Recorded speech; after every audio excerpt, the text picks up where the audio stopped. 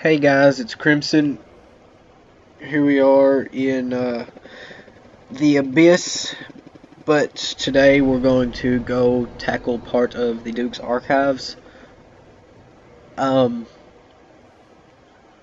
for the wait in this video, just got a lot going on with the holidays and stuff. Hope you guys don't have too much trouble understanding or hearing me clearly. I've got a pretty bad head cold, so sorry about that.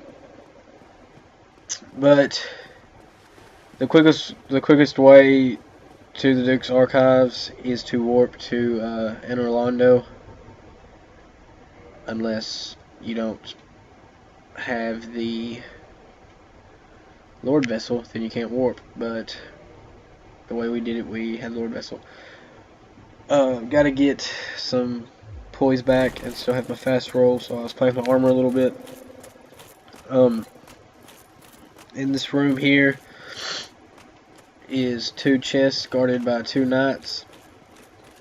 I believe the one on the right had the crystal halberd, and the one on the left has twinkling titanite, if I am correct. But yeah, these guys, these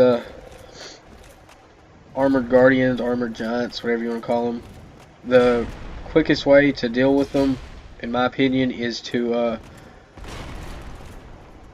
draw out their shield, smash attack with their shield, and then they're open for an attack for a while. But you really got to watch that sweep, and they have a thrust attack, which has a lot of range. So you really got to watch that. But that's about it. No, I don't think these guardians have the heal miracle or force or wrath of the gods or that miracle. I think that's only the ones that are guarding Ornstein and Smo. But you can tell from the chain that this chest is a mimic, and I get a lucky roll here, but not on that one. They don't do too much damage, but they do more than I like to deal with. Yeah, the mimic drops the crystal halberd, and this chest, you can see the chain, the difference there, has the twinkling titanite. Yeah,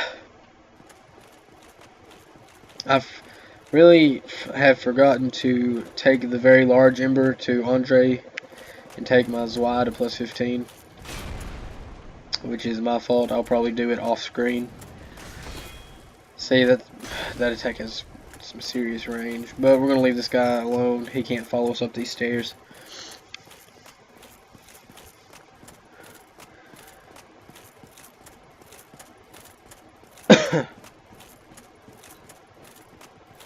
Yeah, the gorgeous view, I didn't really mean to read the message, but you can look down on Anor Londo from where that message was, and it looks pretty good. One of the better viewpoints in the game. This armored boar can be a bit tricky in the hallway, but thankfully I have just enough stamina and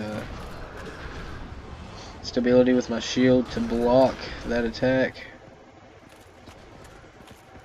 And you can draw the boar all the way to the door and then use jumping attacks on it, which actually works better. It does more damage to do the jumping attack.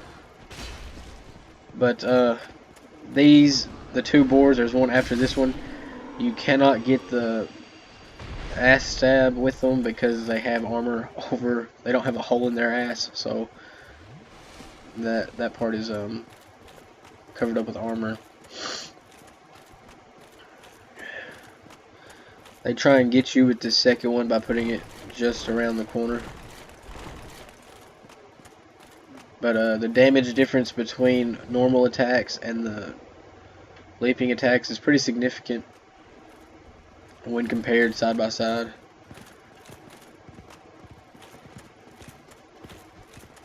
I drew this one back a lot farther than I should have. I don't think it would have taken. But I mean, as you'll see, you can if you pull them long enough, they eventually lose aggro and just kind of turn around and head back to where they came from. Let's see, this one's about to do it.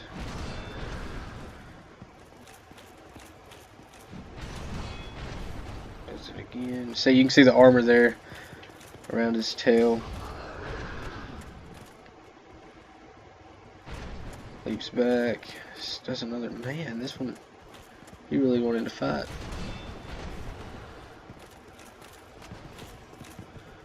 And he loses his aggro. And see, I'm doing 240 damage now, and before I was doing 125. So the leaping attack is more useful. But they're weak to thrust weapons, pierce. I don't remember. I don't know if I remember correctly.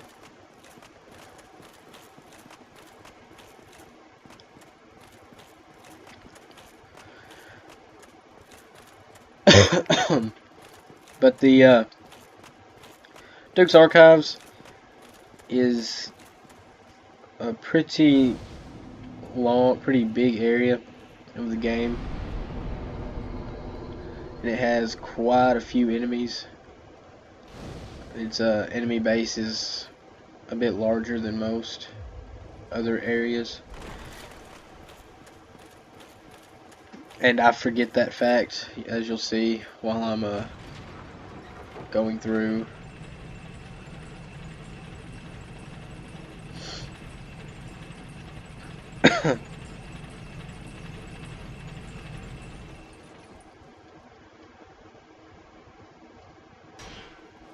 There's an archer, and right on the other side of the wall, I think I actually remembered him being there. There's another crystal knight. Yeah, see, he comes around now that he's heard me. There's a lot of enemies like that in the area that hide just on the other side of corners and right around walls. They just lie in wait for you to come around unknowingly. But the archers are really annoying, and they do quite a bit of damage to be archers. And I try and get a backstab on this guy, but I just can't seem. I think I wasn't dropping my shield in time, but I don't think I was in the right area. In that little frame space to get the backstab animation.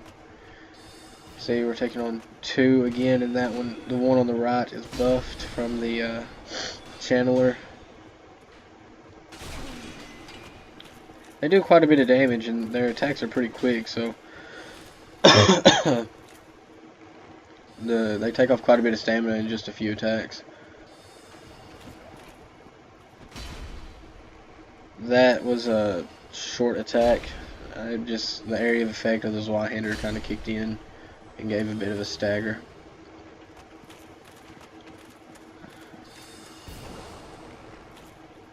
Go ahead and take this arrow and then give him a smash. Archers are weaker than their straight sword brethren. And now this, and see, I forgot about that Crystal Knight or Crystal Undead. I don't know their name. And he almost got me from behind. But this Crystal Golem, whatever, actually drops the DLC item, the item you need to access the DLC. And since I have not killed the Hydra and saved Dusk of Ulasil, he does not drop it, but he does respawn. So we'll be able to get it later, which is actually what will probably happen in the next videos. Is I will go take down the Hydra and then come back and pick up the DLC item and take down the DLC before I take down Gwen. And here I'm in a bad spot. I have archers and undead crystal undead, and there's one behind me that I forgot about. The enemies really are everywhere in this area, so you really have to pay attention and make sure you're not caught between two like I did. And see, that's a good way to take on an area, is to have a safe area, clear out an area, a previous area you come from, or a previous room, and that way you can always backtrack to it if you get in a pinch. And see, I just rested at a bonfire. I'm already at 2 Estus flasks. I really need to upgrade my Estus flasks. That just really needs to happen. And see, I finally land these backstabs on these archers. I guess it's just a matter of trial and error. And I forgot about this one over here, so I just go back and take him out. He wants to be stubborn and doesn't move, so I just R1 spam him out.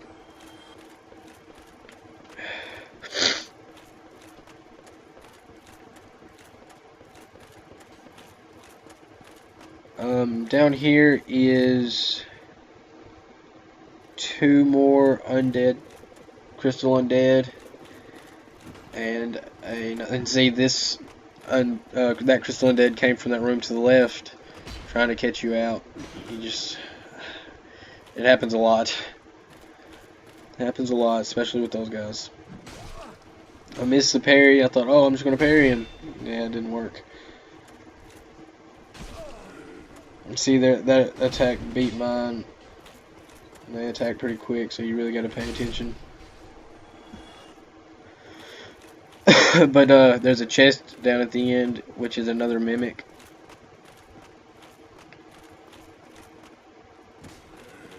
I get a backstab here, take him out. And then close combat with a mimic, always a good plan. I didn't do a follow-up R2 or right trigger attack because I didn't think it would land with the mimic standing up and the angle that I was at, so I just pulled back. He drops a crystal knight shield, which I guess can be useful, but the durability is so low that I don't really find use in any crystal weapons. You have another crystal knight waiting outside on the balcony for you. FromSoft likes to troll that way with leaving an item out in the open. I actually forgot to get a rare ring of sacrifice, or a ring of sacrifice at all. You can buy them from Domhnall. I think you can buy one of each, or I don't know how many. I know you can buy them from Domhnall. He's at a Firelink Shrine underneath that aqueduct. After you ring both bells of awakening. But here, this crystal knight, he's pretty easy to parry because he's got the crystal claymore, so his attacks are pretty slow. But I did forget that he can parry you, which he does there. He does a lot of damage, which isn't really a big deal because I didn't really want to go in full health to the first Seath encounter where you have to die, because the curse build-up I might have gotten cursed before I died, which is not a good thing to have happen. So I wasn't too worried about it.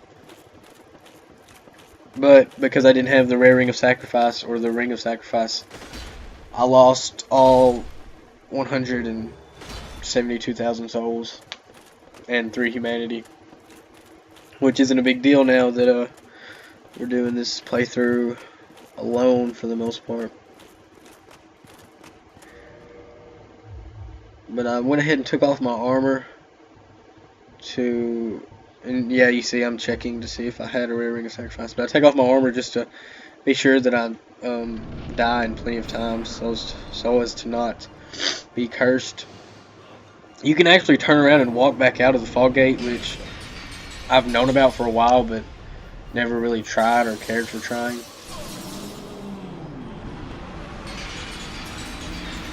I mean, it doesn't do any good to turn around and go back out, really. Once you're in, you might as well die.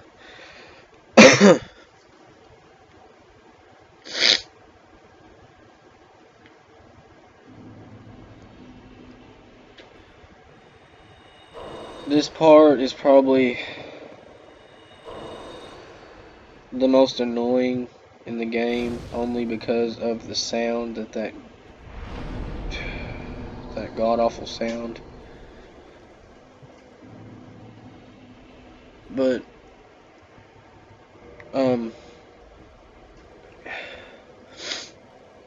this is pretty much the halfway point through the Duke's Archives.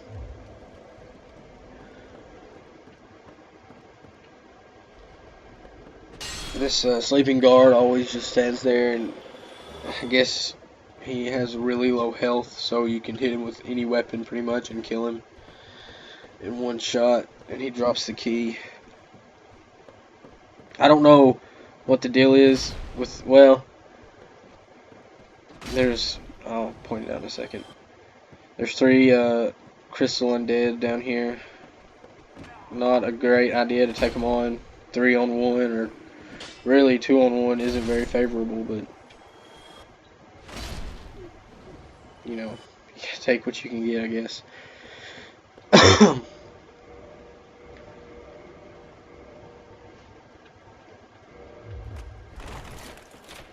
I reversed my hollowing just so I could kindle the bonfire and get back up to 10 flasks.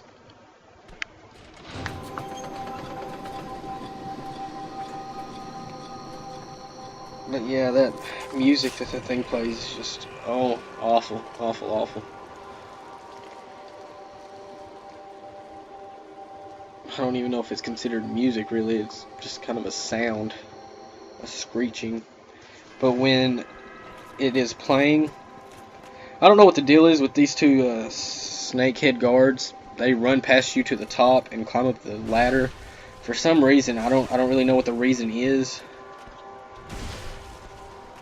I don't know. They completely ignore the fact that you're there. But once they go to the top, they wait for you, I guess.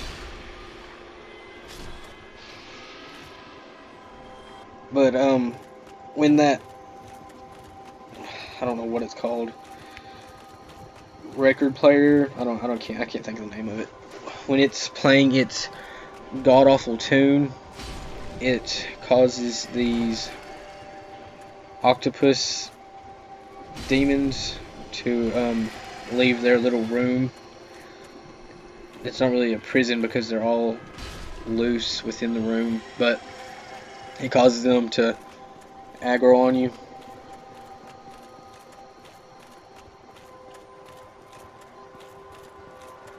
So once you turn it off, if you don't kill any of them, and you turn off the music player, they all return back to that room, and you can stand outside the room and they don't aggro on you.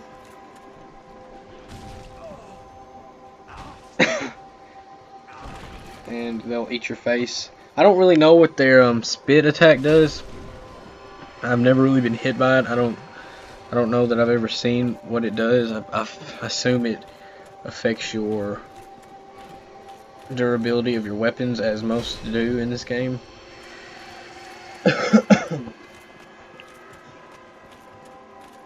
But there's quite a few of them at the bottom. But they're not that difficult to take care of. But once you like see there, they all 3 went down with that one strong attack. They're really slow moving, but their grab attack has a little bit of range, so you gotta watch that. Here things go downhill a little bit. I kind of rushed into it and shouldn't have. Never a good idea to rush right in on Dark Souls, no matter how long you've been playing or how good you think you are, because it doesn't work. Life says no. From Software says no. My Zwei is not doing the amount of damage I would like for it to be doing. And I die, and I'm going to speed things up here, and I'll see you guys back at the top of the staircase.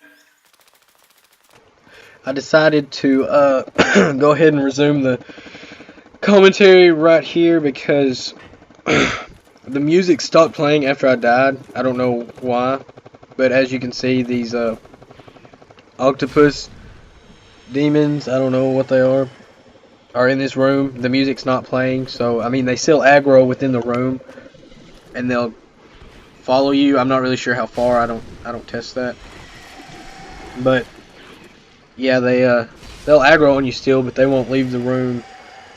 The tone of the music, I guess, kind of pushes them out into an aggravated state. Also, don't forget to pick up that key at the top, behind those snakehead guards. That key is to the door at the top of the staircase to the next area. All these little bit of lore, I'm sure as everyone knows, all these octopus demons are assumed to be deities. I'm not sure what the word is for them. Goddesses. And I didn't know you could backstab them either. I learned that. I thought that was pretty interesting. You can backstab them. They have more health than the others, but they're thought to be followers of Guinevere, or goddesses, because those two drop 2 miracles of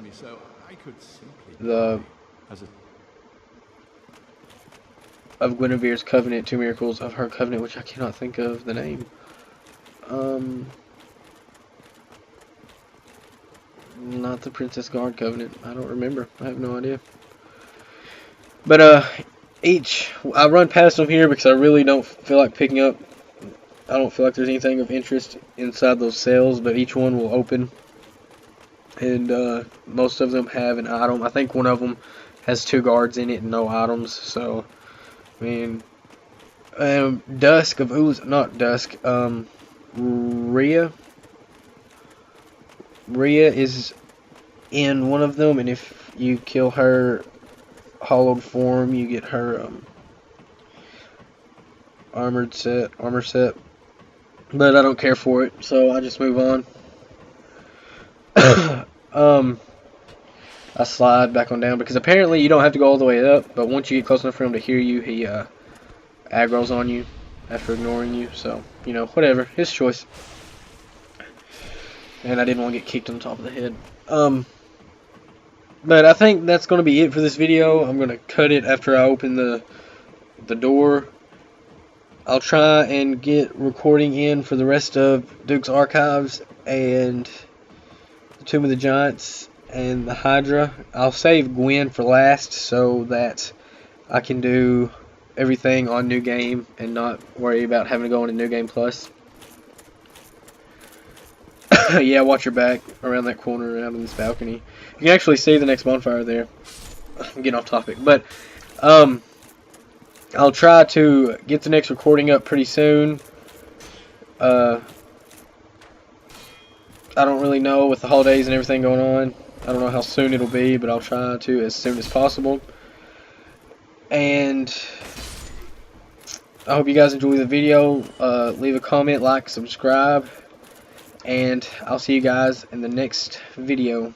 Later.